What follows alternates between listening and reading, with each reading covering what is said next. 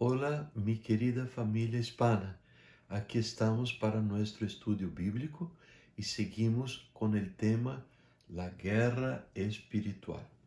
Nosotros hemos considerado con ustedes anteriormente que esta guerra se traba en tres frentes: en el mundo, en nuestra propia naturaleza pecaminosa y en los ataques directos de Satán. Bien, hemos visto en los estudios anteriores que Dios, habiendo creado el hombre perfecto, dio a él su semejanza. El hombre fue creado semejante a Dios y en su espíritu, en su ser interior, el hombre, él era lleno de lo que llamamos en el Nuevo Testamento el fruto del Espíritu: amor, alegría, paz, paciencia, amabilidad, bondad, fidelidad, humildad, dominio propio. Mucho más que la belleza exterior de la creación de Dios. Era lindo el interior del hombre creado por Dios de acuerdo con su semejanza. Bien, la palabra del Señor nos contó y aprendemos juntos cómo el hombre, por su ganancia, su deseo, su codicia de suplantar a Dios, él pecó contra el Señor, y por medio de Adán, un solo hombre, el pecado entró en el mundo, y por medio del pecado entró la muerte. Fue así como la muerte pasó a toda la humanidad, porque todos pecaron. Entonces miren esta ilustración de ahora en qué se tornó, en cómo se cambió el interior del hombre. Una vez separado de Dios, una vez muerto en sus delitos y pecados, dentro del ser humano ahora aparecen las obras de la carne: inmoralidad sexual, impureza, libertinaje, idolatría, brujería, odio, discordia, celos, iras, rivalidad, disensiones, sectarismos, envidias, borracheras, orgías y otras cosas más. Entonces el hombre cambió tanto para peor. En esa condición está muerto, separado de Dios. A punto que el Señor Jesús recomienda en su palabra: de veras te aseguro que quien no nazca de nuevo no puede ver el reino de Dios. El hombre había nacido en el paraíso, pero murió espiritualmente, y solo podrá ver el reino de Dios si nacer de nuevo, una nueva vida. ¿Por qué? Porque la paga del pecado es muerte, mientras que la dádiva de Dios es vida eterna en Cristo Jesús nuestro Señor.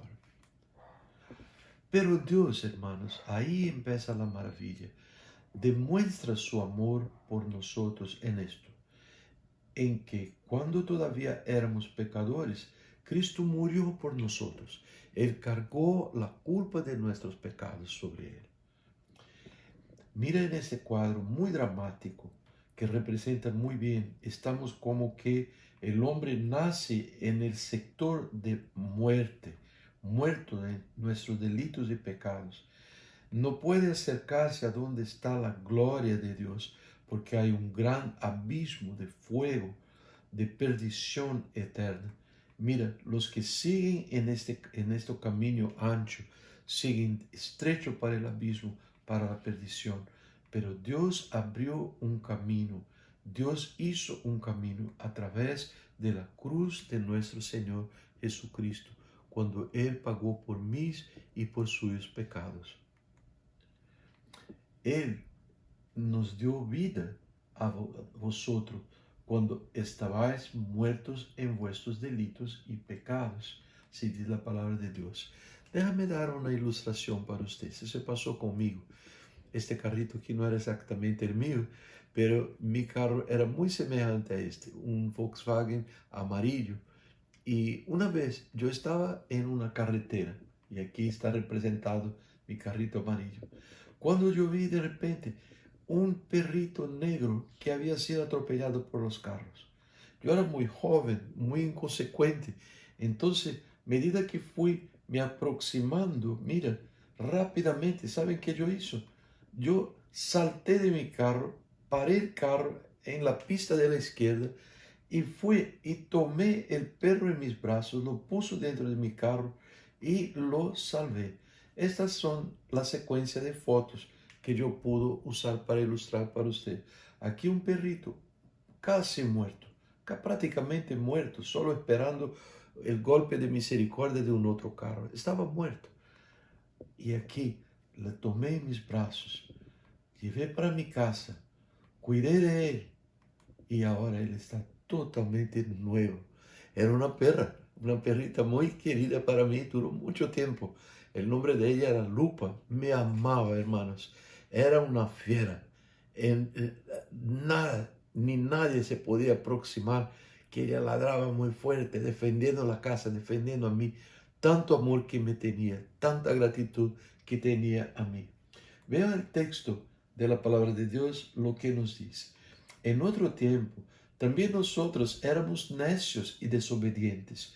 Estábamos descarriados y éramos esclavos de todo género de pasiones y placeres, pecados. Vivíamos en la malicia y en la envidia. Éramos detestables y nos odiábamos unos a otros. Pero cuando se manifestaron la bondad y el amor de Dios, nuestro Salvador, Él nos salvó no por nuestras propias justicias, obras de justicia, sino por su misericordia. Él nos salvó por su misericordia, nos salvó mediante el lavamiento de la regeneración y de la renovación por el Espíritu Santo, el cual fue derramado abundantemente sobre nosotros por medio de Jesucristo nuestro Salvador.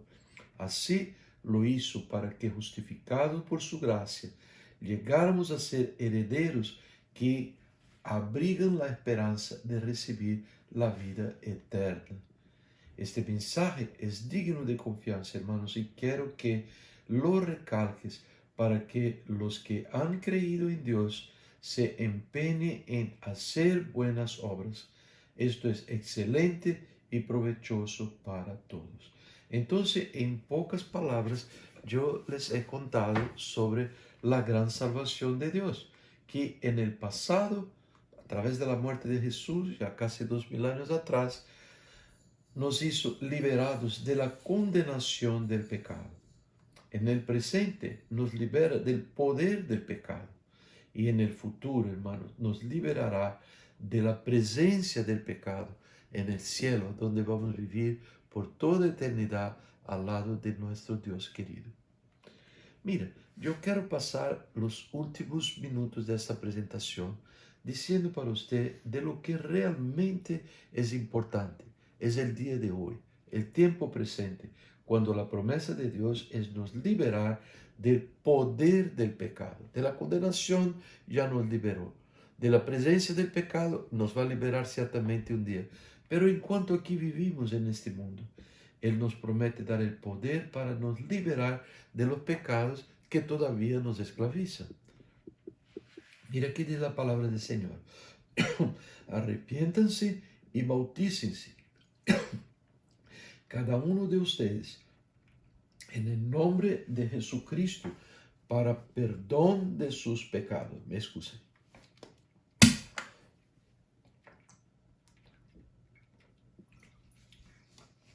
Y así recibirán el don del Espíritu Santo.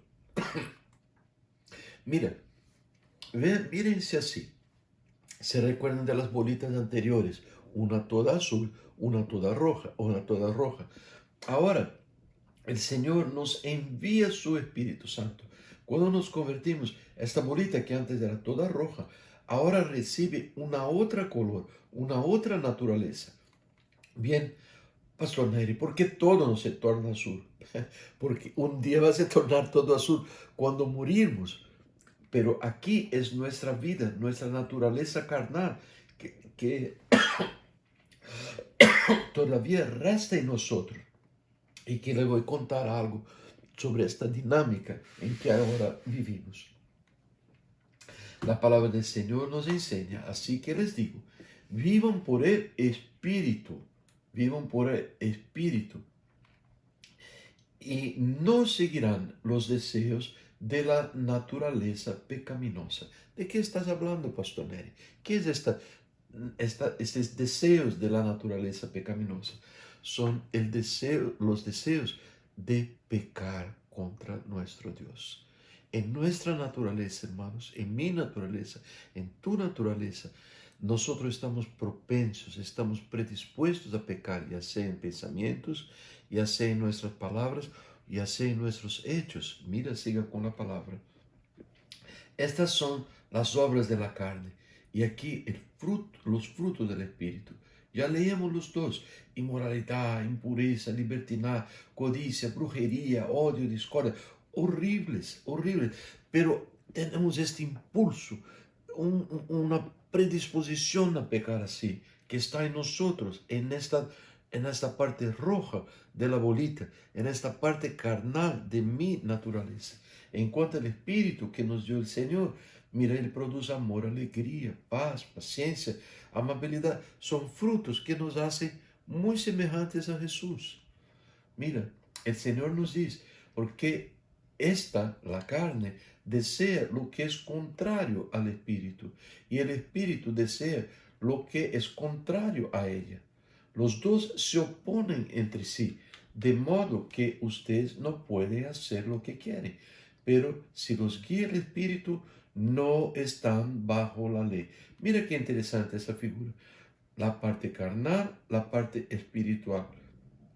De lo que es que sale de nuestra carne: inmoralidad, impureza, libertinaje, todos los frutos de la carne, todo el mal tiende a salir de nosotros, tiende a salir, mientras que el bien, la naturaleza de Cristo, ella se manifiesta por cuenta del Espíritu que está en nosotros. Las obras de la naturaleza pecaminosa se conocen bien. Yo ya dijo a ustedes cuáles son. En cambio, el fruto del Espíritu, yo les digo también. Entonces, si el Espíritu nos da vida, andemos guiados por el Espíritu. Esta es la enseñanza del Señor. Nosotros estamos viendo en ese estudio que las tres fuentes de tentación son el mundo, la carne y el diablo. Entonces, ¿cómo estas tentaciones, las cuales estamos expuestos, como que toman a nosotros, cómo estamos viviendo así, lo más lleno del Espíritu que podemos, el Espíritu Santo que nos dio el Señor? Pero hay un potencial para mal. Y si cedemos a tentación, mira, la área de actuación de la carne se expande. Si no confesamos nuestro pecado, se expande más. Si seguimos pecando, se expande más y más, hasta un punto que casi ya no se ve la vida del Espíritu, ya no se canta más, ya no se alaba a Dios, se habla bruto con la esposa es maldosa con el marido, los hijos desobedientes. Entonces el hombre pasa por un deterioro que es causado por el pecado. Mira, es como si fuera así. Aquí está la naturaleza carnal, aquí estábamos muertos en nuestra naturaleza, en nuestros pecados, aquí los frutos de la carne. Un día nosotros fuimos presentados a la cruz de Cristo. Entonces, ¿qué hubo? Nosotros nos convertimos a Cristo. Él nos dio una nueva naturaleza espiritual. Y más, un día Él nos va a dar completamente una naturaleza perfecta, porque la carne va a haber morido, vamos a vivir en la presencia de Él, a donde solo van a existir, hermanos, los frutos espirituales. Nosotros no somos así todavía. Uno que es así, que dice que es así, conforme voy a leer en un minuto o dos, es un mentiroso, porque no tenemos esta perfección todavía. Entonces el Señor nos enseña, hermanos, si alguien piensa que está firme, tenga cuidado de no caer. ¿Por qué nos dice esto el Señor? Porque todos tropezamos de muchas maneras, ¿no es verdad esto, hermanos? Todos tropezamos, todos decaímos de nuestra posición. Cuando admitimos el pecado en nuestra vida, mira, la área de la carne, conforme yo digo, se expande, se agruesa más. Y un pecado llama a otro pecado. y otro pecado, y nos vamos distanciando. Y conforme Dios dijo, si uno compara de lejos la vida de un creyente a Jesús, es creyente porque tiene el Espíritu Santo en él.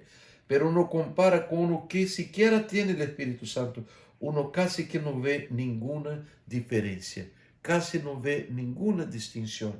Ah, ¿será que el Señor nos dejó así, al sabor de los vientos malos de Satán? Vamos a ver. El Señor nos enseña, ande por el Espíritu. Mira qué voy a decir para ustedes. Primero de Juan, capítulo 1. Les escribimos estas cosas para que nuestra alegría sea completa. ¿Usted quiere tener alegría completa en el Señor? Aquí está el secreto. Él va a nos enseñar cómo andar en el Espíritu. Mira, este es el mensaje que hemos oído de Él y que les anunciamos. Dios es luz y en Él no hay ninguna oscuridad. Si afirmamos que tenemos comunión con Él, pero vivimos en la oscuridad, mentimos y no ponemos en práctica la verdad. Pero si vivimos en la luz, así como Él está en la luz, tenemos comunión unos con otros. Y la sangre de su Hijo Jesucristo nos limpia de todo pecado. Si afirmamos que no tenemos pecado, no fui yo. Nos engañamos a nosotros mismos, hermanos, y no tenemos la verdad. Si afirmamos que no hemos pecado, lo hacemos pasar por mentiroso y su palabra no habita en nosotros. Un engaño tan grande, como que pensamos que nos convencemos de la mentira y queremos que Dios sea convencido de ella también. No, Él ve nuestro interior, pero si confesamos nuestros pecados, Dios, que es tan querido, que es fiel y justo, nos los perdonará y nos limpiará de toda maldad. Y Él dice, mis queridos hijos, les escribo estas cosas para que no pequen. Pero si alguno peca, tenemos ante el Padre a un intercesor, a Jesucristo el justo, intercesor, un abogado. Él nos quiere bien, Él nos quiere restaurar. Y Él es el sacrificio por el perdón de nuestros pecados, y no solo por los nuestros, sino por los de todo el mundo. Es el sacrificio que desvía la ira de Dios, quitando nuestros pecados, y no solamente los nuestros, sino por los de todo el mundo.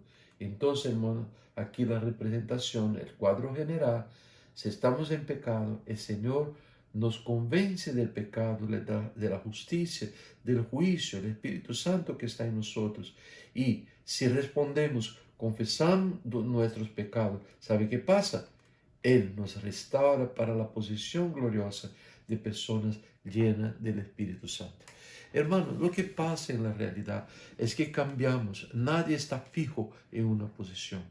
Nosotros somos tentados y caímos en tantas cosas, tropezamos y caímos en tantas cosas. Entonces muchos, cuando uno se añade con el pueblo de Dios en la iglesia, muchos están llenos del Espíritu, lo más que pueden, muchos. Hay muchos que son cizaña, ni siquiera se convirtieron.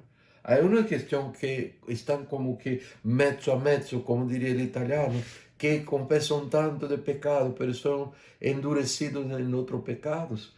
Hay otros que están en estadios distintos, y esta es la iglesia real, a donde vivimos. Yo tengo que tener, por la gracia de Dios, pedir a Él que tenga misericordia de algunos hermanos, a quien yo estoy viendo pecar de una cierta manera, porque yo puedo no pecar de la manera como Él peca, pero yo peco a mi manera, hermanos.